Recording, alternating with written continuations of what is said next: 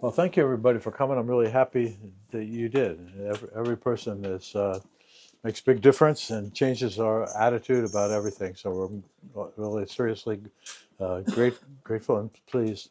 We're starting off with this evening with very old-fashioned tune, which I think is written likely 100 years ago by Duke Ellington, and I think even 100 years ago it was an old-fashioned tune. Creole Love Call, and it's a lovely melody, and we have Peter Concilio on bass, and he's fixing his bow, and it's Tim Gilmore on drums, and Quincy Saul playing clarinets, and Jared Grinnell is recording, and he does a great job for WCTV, and see this stuff on YouTube. And, all right. Set. 1, 2, 3.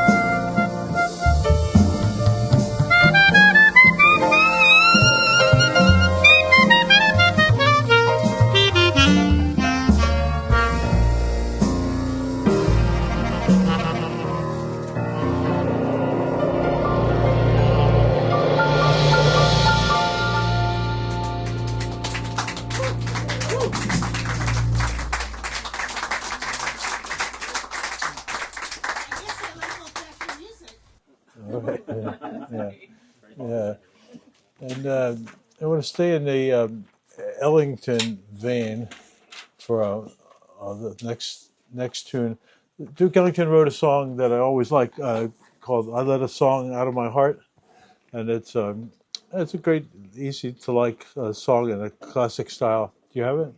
Yeah, and it's I had trouble playing it a number of times, just wanting to play it and finding difficulty finding a way in that I could relate to. So I wound up changing it around and changing some of the time and some of the melodies and some of the harmonies. But you can still hear that it's, I don't know what it is, like an affectionate meditation about Ellington, yeah, and about letting the song out of your heart. And we're going to try to play it for you now. Thanks. So a little introduction.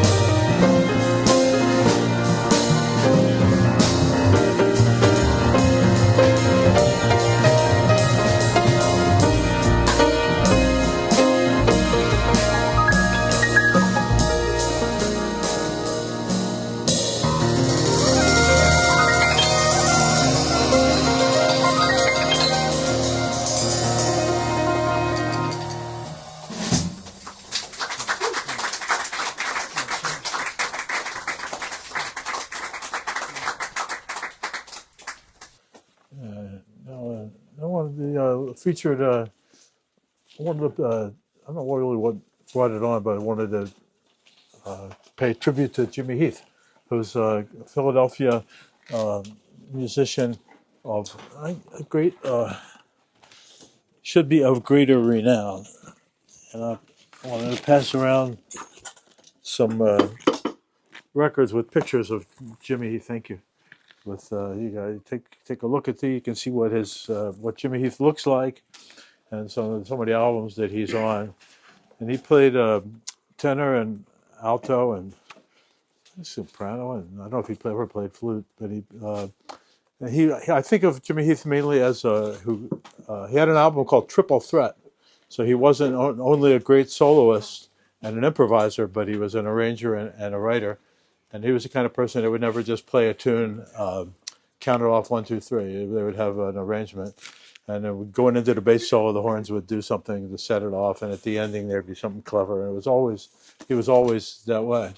And unfortunately, because we only have one horn, we're not going to be able to do that. We're going to do the opposite of, we're just going to play the songs and try to improvise on them and have a good time with them. And I think they bear up to that.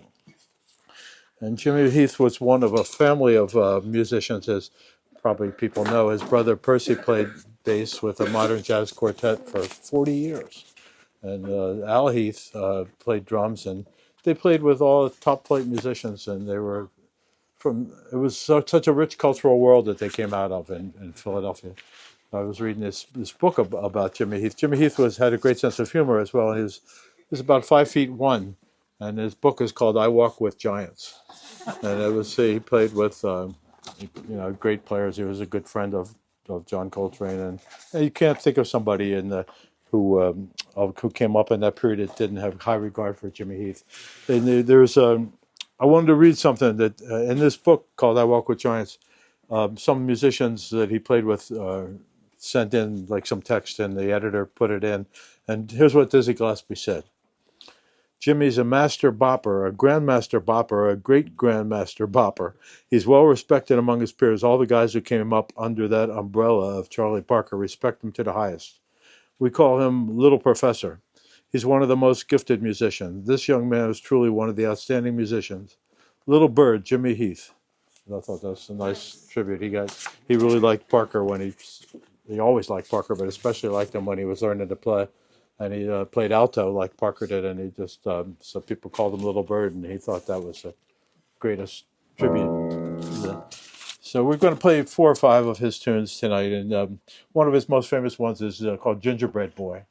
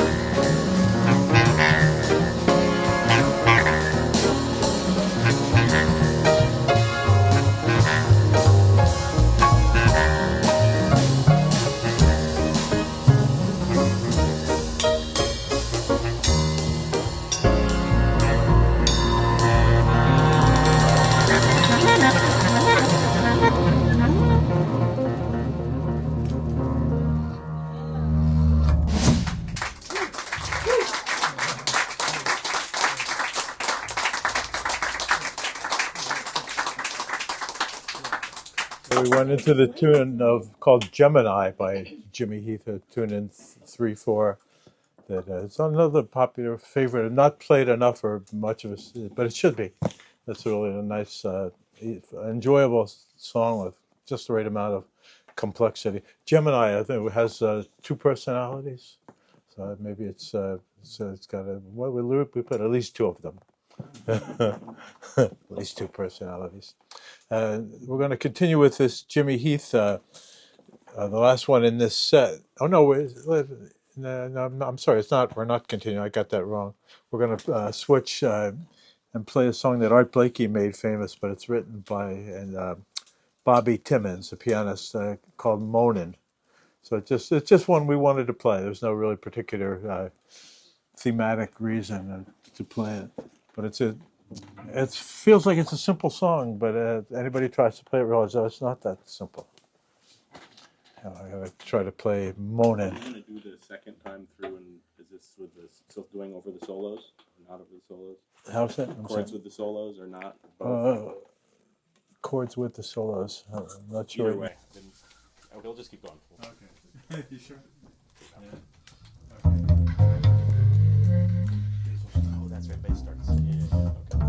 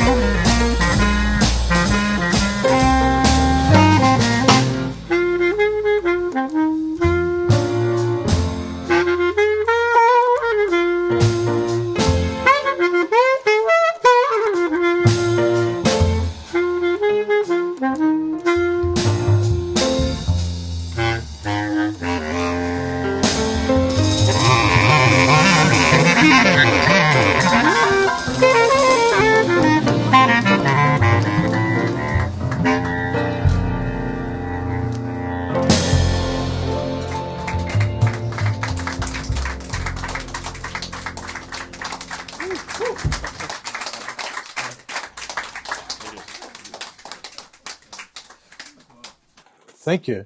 We're going to take a short break and get everybody stand up and walk out around and breathe the fresh air. Well, I think we're ready to start. I think, and we're going to start this second set with another original of mine that's based on the Duke Ellington song "Satin Doll."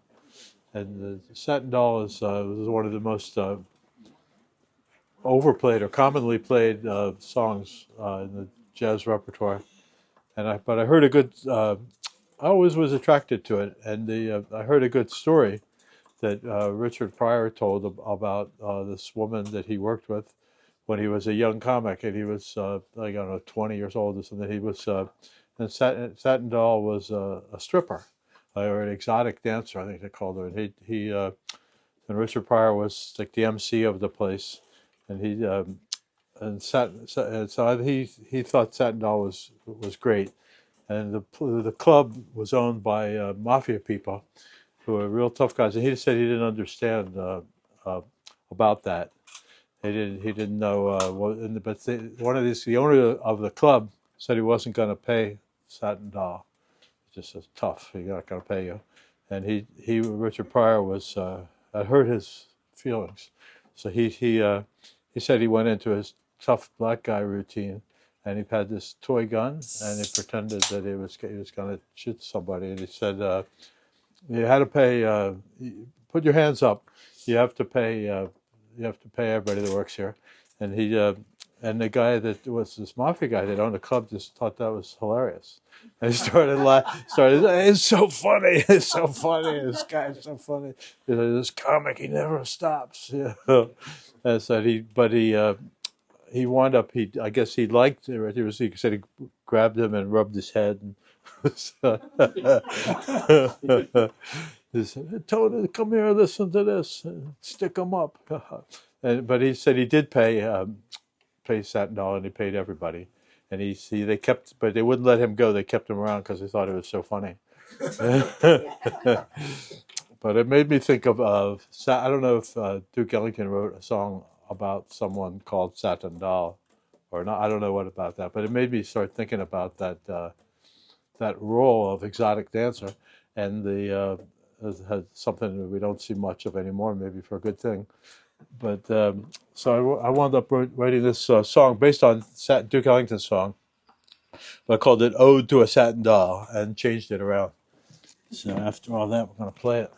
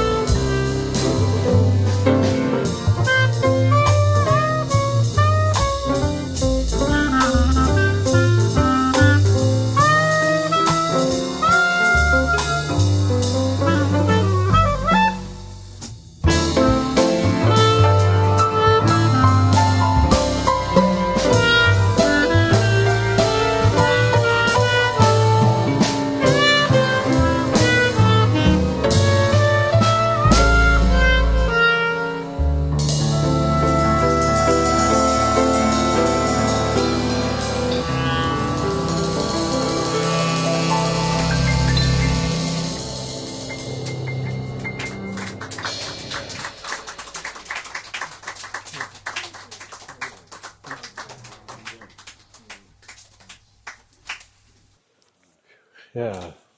Oh, thanks. I'm going to play something a little more standard, I guess. Jimmy Heath wrote it. I had an album called The Quota.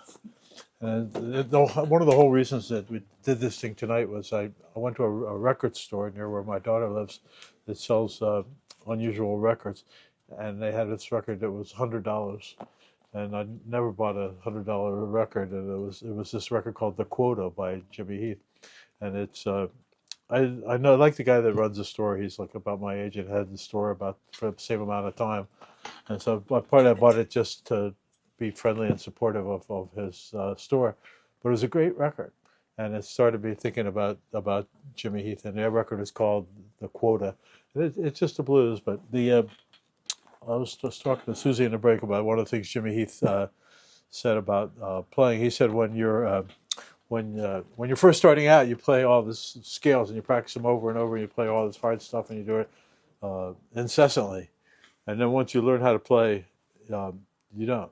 And he said he realized that when Charlie Parker came to Philadelphia, and he and all his friends went, and then it was part of a show, and he said that they were great, but after Parker played this guy Don Bias, who played tenor saxophone, who was of an older generation than does Parker.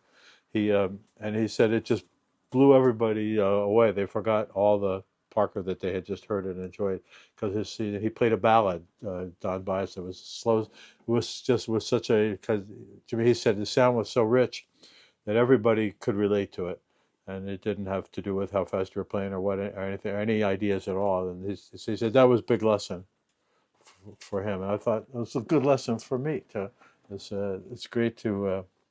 So I think Jimmy Heath all his life tried to exemplify that balance between being a master of what you do, but also making a beautiful sound. So we're going to play the quota. Intro.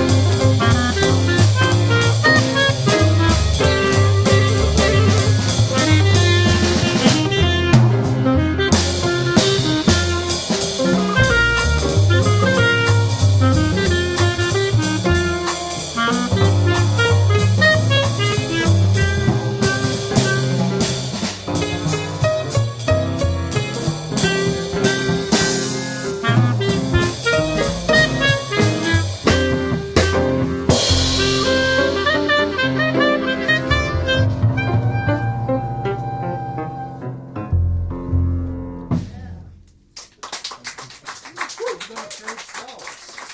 Oh. Let's do it again. That's You were talking to me and I couldn't know what you said. Yeah. Yeah. Yeah. Oh, right. No. It was supposed to be 12. We forgot. And Tim spent a whole week practicing. Let's do it again. Yeah. I'll be happy to do it again. Yeah.